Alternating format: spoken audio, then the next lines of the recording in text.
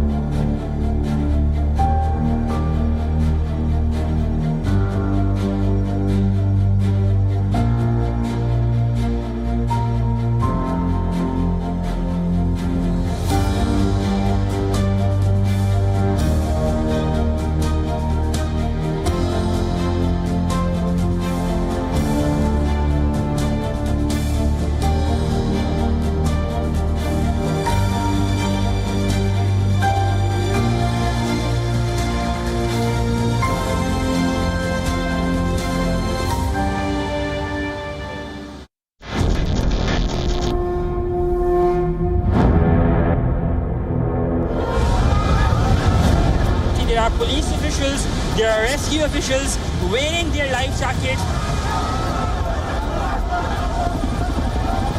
The government by and large is helping people being relocated to safer spots. What you see behind me is all water.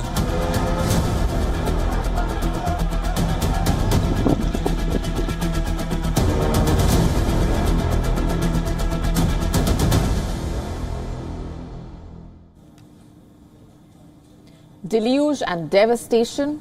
These are the scenes in Pakistan as of now. The country is grappling with nature's fury. According to reports coming in from Islamabad, the death toll from the floods has reached over 1,300 and about 5,600 have been injured in flood-related incidents. Over 870,000 livestock lost, more than 1 million houses either damaged or completely destroyed. While the monsoons are far from over, the Pakistan government believes that it will need at least $10 billion for rebuilding what has been lost. The floods have washed away roads, bridges, farmlands, and even connectivity towers.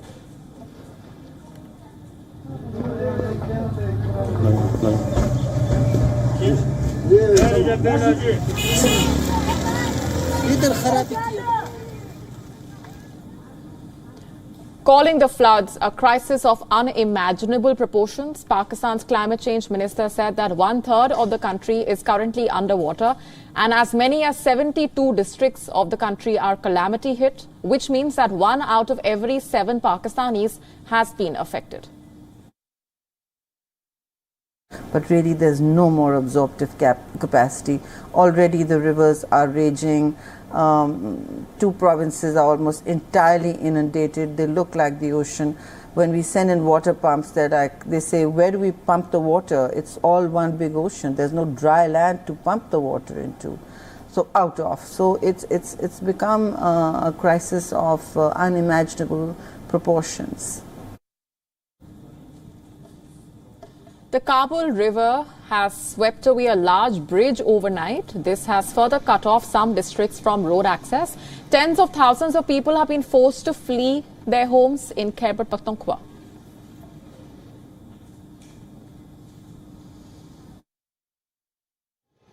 دا خو د جمعې ورځ وه او عام داسې اطلاع خورېدې خو لکه داسې خاص څه دغه نو اقدام غوندې کې دلته دا چاردیواري ده د پلاټینګ دا پرېوته او ډېرې ناروا اوبه رالې بس موږ پکې مړه بس خپل سرونه صرف بیا بچ کړي زنانه هم ترې ویستې زنانه چې موږ ایستې دې ځای کې کم از کم د نامه اوبه بیا زموږ دې کور ته رارسېدلې وي نو زنانه هم ترې لرې کړی او بس څاروي ماروي چې کوم هغه هم ترې لرې کړه نور تاوان چې دی دا تاسو ته مخامخ دی او فصل پکې ډېر خراب شوی دی.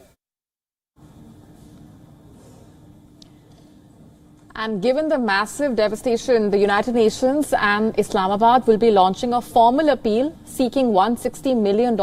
The international body has warned that the situation is expected to worsen as the coming weeks are going to bring more rainfall and flash floods. The UN has already mobilized about $7 million and has redirected its existing programs. It has released an additional $3 million to help the country, and international aid has also been trickling in. The rains are the heaviest that Pakistan has witnessed in 3 decades. The Prime Minister has assured that the government will be providing housing to all those who have been made homeless. The 2010 floods were the worst that the country had seen, with 1,700 people losing their lives and 20 million impacted. But the ongoing monsoon is expected to break the previous record. Our Pakistan Bureau Chief Anas Malik has been tracking all those developments on the ground. He sent us this report. Take a look. Well, over 4,000-kilometer road has been damaged, more than 1,300 people dead, more than 5,600 injured, and the death toll seems to increase day by day as floods wreak havoc across the country. The climate change minister has been quoted as saying that about 1/3 of the country is currently underwater. Pakistani officials, on the other hand, today plan on launching the UN fund relief. Except for that, we're seeing that different aid has been flowing in from different countries, including China, Turkey, UAE, Saudi Arabia, and other friendly nations as well. There have been pledges that have been made. Last night we saw privately Imran Khan, the former Pakistani Prime Minister and one of the biggest philanthropists, he held a telethon which was majorly streamed, and he has collected, or rather the callers on his telethon pledged to donate about 5 billion Pakistani rupees. The amount of damage is severe. Initial estimates say that it can be well over 100 billion Pakistani rupees. So given the nature of the situation and the calamity, Pakistan is not equipped to handle such a situation, and therefore the country is turning to donor agencies or countries in order to help its people be rehabilitated following this catastrophic floods. Anas Malik, Islamabad, Pakistan, for WION, World is One. Devastating floods, deadly wildfires, relentless droughts. Climate change continues to wreak havoc in different parts of the world. Most of the damage caused to the planet is irreversible. But how are the world leaders acting to curb this change in the climate? We spoke to the UNGA President Abdullah Shahid to better understand this. Take a look at this exclusive conversation. Responding to the needs of the planet, we see what is happening to the planet. We see how badly the environment is degrading, climate change is affecting countries. We are seeing the glaciers melting. We see the desert expanding, the forest fires raging. We see storms intensifying and sea level rising. So we need to unite in front of this and bring the whole conversation in one voice. And that is why I convened in July this year a moment for nature, requesting the international community, world leaders to take a moment for nature. Think about how we can save this planet of ours to future generations. China's record heat wave might go on for the next couple of weeks, but it will be ingrained in people's minds for decades to come. August in China has never looked like this. Shrinking rivers, dry riverbeds, fish carcasses. These are some of the images that show us the impact of the drought. A national orange alert for the drought is in place. People have been asked to stay hydrated and wear breathable clothes. The country has seen close to 80 days of extreme temperatures now. The government says the weather catastrophe has caused direct economic losses of around $400 million and affected 5.5 million people. China is also on track to miss its 5.5% growth target for the year. Its economic growth has slowed to 0.4% since the heat wave started. China is the world's second largest economy. It is bound to have a ripple effect the world over. China is also home to many crucial trade routes. Asia's longest and the world's third largest river, the Yangtze, is a vital waterway for cargo ships. But with the river's cracked bed exposed, some shipment ways have been closed. Many commodities rely on this path, and a break in their supply chain will push the costs higher.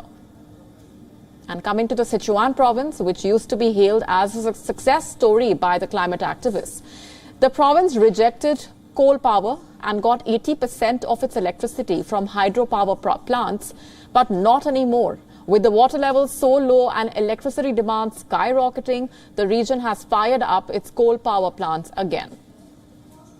Thousands of factories have been partially asked to shut down. Among them are global car manufacturers like Toyota, Volkswagen and Tesla. Sichuan is also home to major Intel and Apple assembly plants. The world's largest battery maker, Amperex Technology, also operates in this province. The most immediate problem, though, will be the food. A severe threat warning is in place for the autumn harvest, which constitutes 75% of China's annual grain produce, and things are looking bleak for China's massive agricultural sector. It produces over 95% of the rice, wheat and maize it consumes. But now the reduced harvest looks imminent. China will utilize the produce for its own people before exporting it to the world. And if the situation gets worse, Beijing also might be forced to import these crops. And this will strain the global supplies of food, which are already in a dire state due to the Russia-Ukraine war. The last 2 years have seen an increase in demand for Chinese goods globally. This helped to offset some of the damage from the COVID-19 lockdowns and the war in Europe. But now when the country is in a crisis itself, the global markets cannot look at Beijing for help.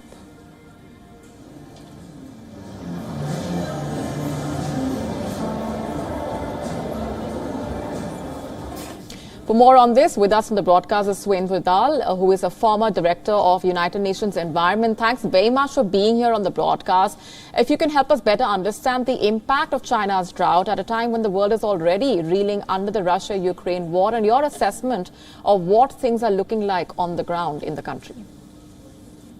Yes, if we relate this to climate change, the war in Ukraine has resulted in a power shortage, so that Europe is boosting up coal production. The same we see now in China. When you have the drought, the rivers are shrinking, and the hydropower production is also shrinking, which in a way contributes now with 18% of the power in China.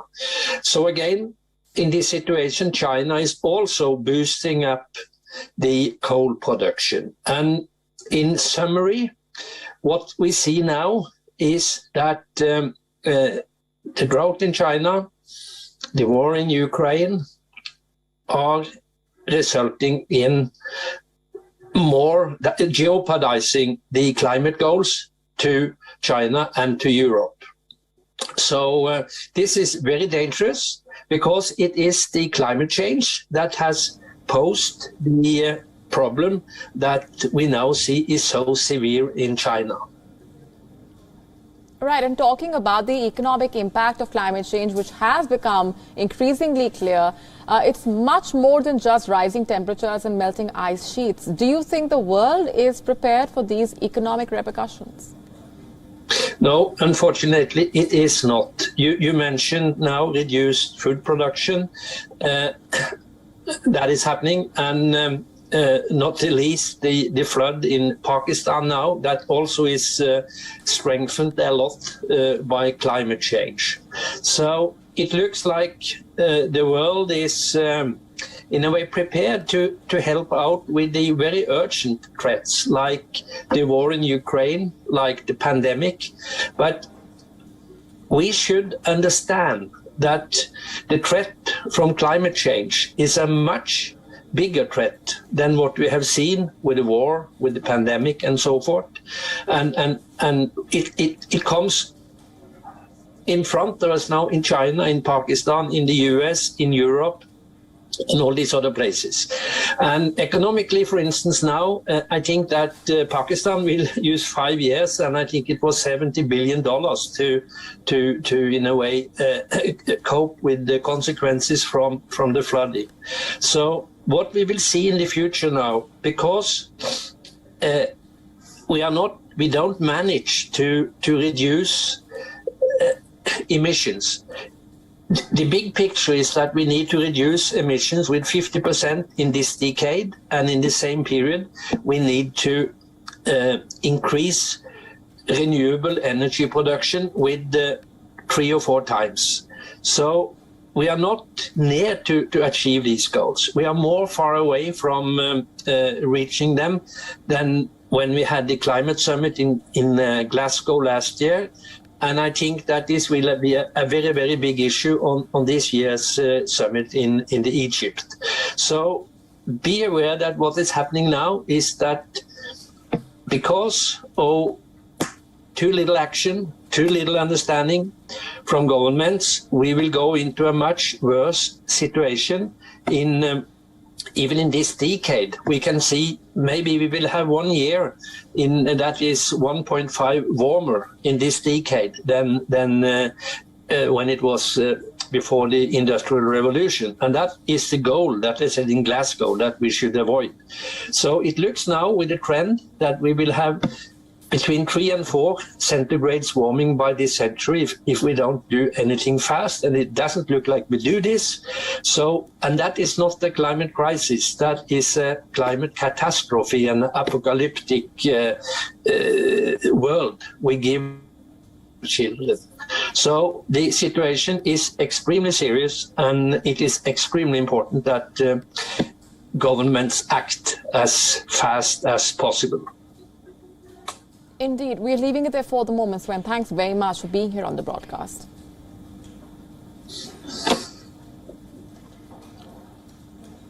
Moving on for now to Africa. As a continent, it has one of the lowest greenhouse gas emissions. It is known to be much more climate conscious and has been actively working for a green, sustainable future.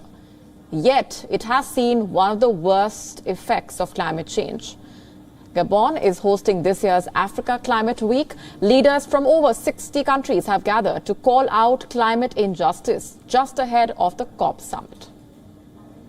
Vous avez vu You've seen the climate disasters across the planet. And so today, after the failure of the Glasgow COP26, which didn't achieve anything, all eyes are on the African continent. And I think that the time for climate justice has come. This is our time, and we cannot fail.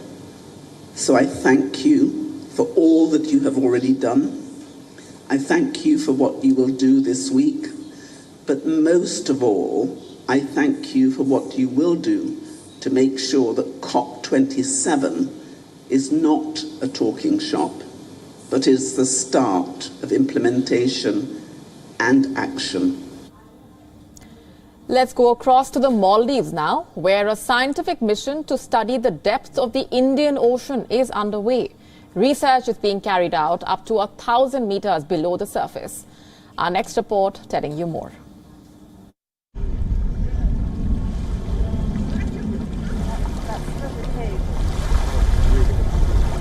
The Maldives is an ocean paradise. It is a country made up of almost 1,200 islands scattered across 90,000 square kilometers of ocean. It's known for its island resorts, beautiful beaches and crystal clear waters. A new scientific expedition is seeking to explore what lies deep in the oceans that surround the Maldives. A research ship will set sail on September 4th for 35 days in a joint operation between the Maldivian government and UK Marine Research Institute NECTIN. The team of scientists on board will visit 8 different locations to explore the depths of the ocean. We've been asked by the government of the Maldives to go and work with them and on their behalf to do the first systematic survey from the surface down to about 1,000 metres to discover ocean life, to do a health check, understand what's there. And the data that we get, the discoveries that we make, will then be used to inform the government of the Maldives to help establish new protected areas and to build resilience against the worst impacts of the climate crisis. Research vessel Odyssey will transport the team around the Maldives. The ship has been undergoing sea trials off the coast of Spain in preparation for its voyage. Scientists will descend as far as 1,000 meters in submersible vehicles. In the coming weeks, researchers hope to understand which marine species live in which locations. As part of my work, I do a lot of survey dives, but all my survey dives are restricted to the shallows, so from 0 to 30 meters. So I've been lucky enough to be on a lot of expeditions where I've seen reefs across the Maldives, but it's always been at this very shallow depth. A temptation as a diver in the Maldives, I think, is that because you're restricted to 30-meter depths, it doesn't mean you don't see what's under there, or you don't see what's below the 30-meter range. You can see the silhouettes. You can see like structures forming there, but you don't know what it is exactly down there. You can make your best guesses, but you don't know. NECTIN has previously carried out ocean explorations around Bermuda, Antarctica and the Seychelles. However, climate change is a significant threat to the Maldives. Its land stands at an average of 1.5 meters above sea level. So rising sea levels could mean island after island being eventually engulfed and lost to the ocean. Bureau Report, WION, World is One.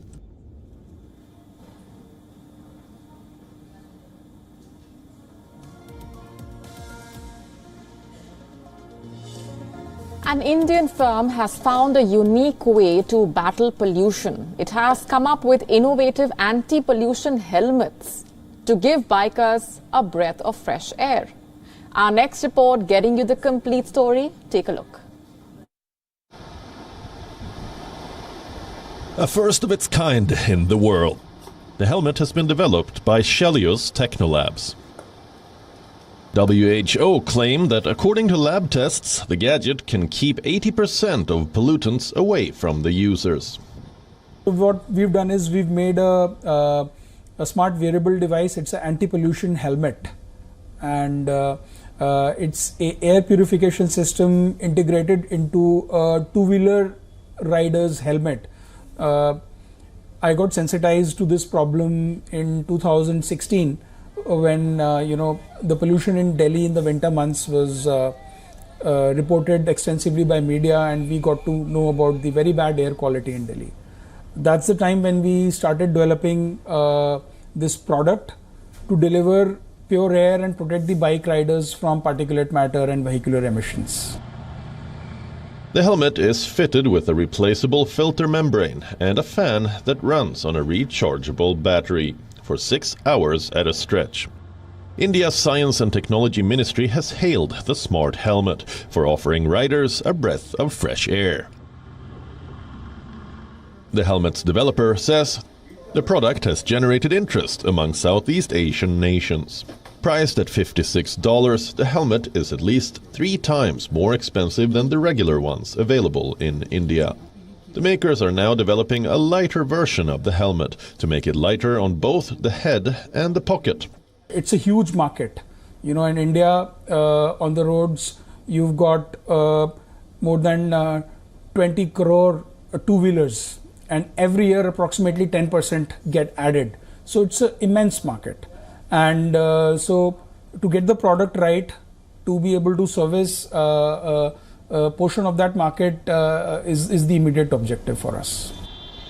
The helmets are indeed a breath of fresh air for a country like India, which is home to 35 out of 50 of the world's most polluted cities. On that note, it's a wrap on this edition of WION Climate Tracker. Stay tuned to WION World is One. Thanks very much for watching.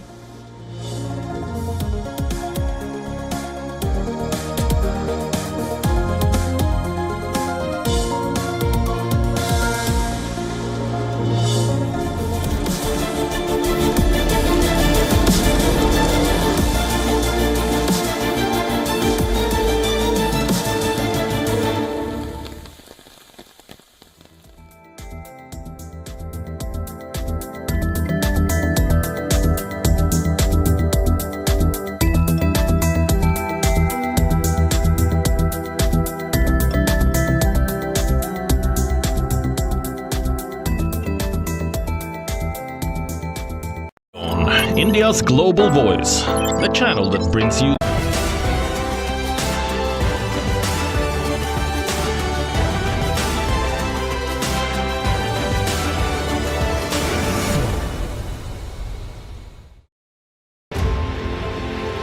It's code red for humanity. The alarm bells are deafening. Wildfires, floods, and hurricanes. Extreme climate events warn of impending doom. Is the world heading towards a climate catastrophe? Watch WION's Climate Tracker weekdays at 12 p.m. GMT, 5:30 p.m. IST.